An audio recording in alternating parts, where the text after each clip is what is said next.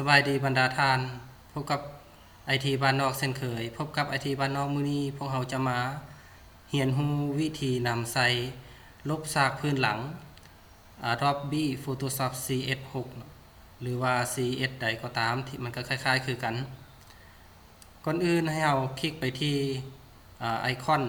ของโปรแกรม2บาทรัวกันวิธีที่2เอาไปที่ปุ่ม Start แล้วเลือกเอาโปรแกรม Adobe Photoshop CS เลือกเอาขึ้นมาแล้วคลิกหลังจากเขาได้มาโปรแกรมมาเรียบร้อยแล้วเขามาเปิดรูปเขาขึ้นเข้าโปรแกรมเขาเปิดรูปเขาเข้าโปรแกรมมีอยู่2วิธีที่1เขาเข้าไปที่ไฟล์ตัวนี้เนาะเปิดไฟล์แล้วก็ Open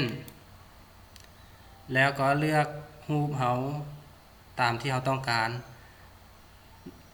รูปแต่ละคนนั้นจะแตกต่างกันจะเซฟไว้แต่ละบอนแตกต่างกัน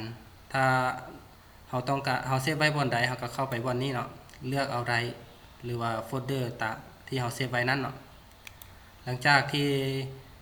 เลือกโฟลเดอร์แล้วเขาก็เลือกรูปคลิกใส่รูปที่เขาต้องการนั้นแล้วก็ Open ขึ้นเขาจะได้แบบนี้ขึ้นมาอันนี้วิธีที่1วิธีที่2เขาคลิกรัวๆ2บาทก็คือเก้าเนาะเขาไปเลือกโฟลเดอร์ที่เขาเซฟรูปเขาไว้นั้นหลังจากเลือกโฟลเดอร์แล้วเอามาคลิกที่รูปแล้วก็ Open ถือว่าก็เป็นการเปิดรูปวิธีเดียวกันหลังจากเปิดรูปเขาขึ้นมาแล้วเขาจะจะเลือกเอาพื้นที่หรือว่าซากพื้นหลังที่เขาบ่ต้องการนั้นออกนั้นวิธีที่สะดวกและง่ายที่สุดก็คือไปคลิก Select Tool เนาะให้สังเกตอยู่เบื้องซ้ายมือ1 2 3เป็นหัวแปลงคลิกไปตัวนี้สังเกตเบื้องเมาส์มันจะเป็นวงกลมแล้วเป็นเลขบวกเราก็เลือกเอาได้เลือกเอาตามที่เราต้องการกรณีแบบนี้เส้นมันกลายไปป้อนที่พื้นที่ที่เราบ่ต้องการลบออกเรากดAlternate ที่คีย์บอร์ดค้างไว้เนาะ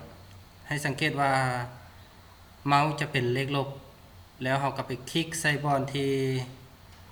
พื้นที่ที่เราบ่ต้องการลบออกนั้นเนาะให้สังเกตเบิ่งครับเจ้าจะเฮ็ดไปพร้อมเนาะ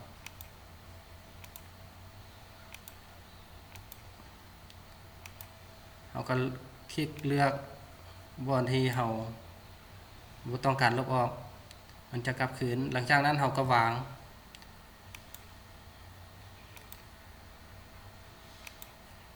เมื่อเราเลือกพื้นที่เป็นที่เรียบร้อยแล้วเราก็ไปปลดล็อกในการปลดล็อกนั้นเราสังเกตเบิ่งอยู่ที่เลเยอร์ทางด้านขวามือ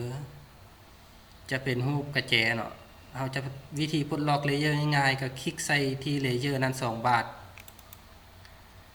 มันจะเด้งเป็นแบบนี้ขึ้นมาถามเขาก็โอเค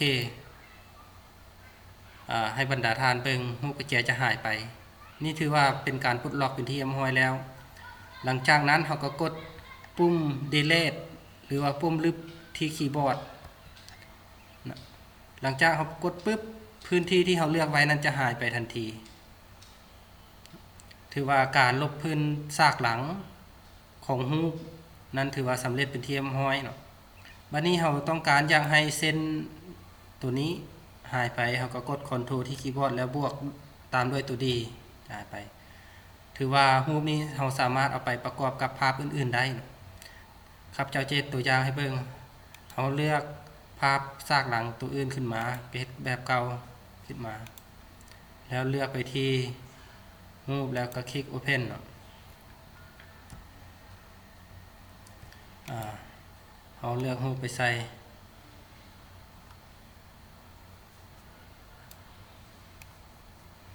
ตัวนี้รูปมันใหญ่เกินขนาดเอากด Ctrl ที่คีย์บอร์ดแล้วตามด้วยตัวที่เนาะ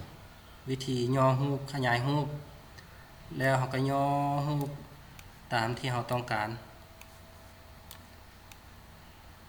เอาย่อรูปตามไปก่อนตามที่เราต้องการเนาะหลังจากเราย่อแล้วก็วางไว้ที่เหมาะสมเป็นที่เรียบร้อยแล้วก็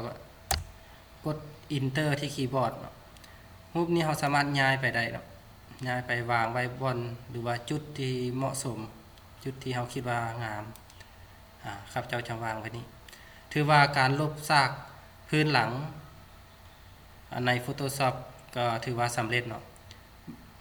บรรดาท่านหรือว่าท่านใดที่มีความสนใจหรือว่ามีคำคิดคำเห็นส่งคำตำหนิที่ชมมาหาพวกเราได้เนาะ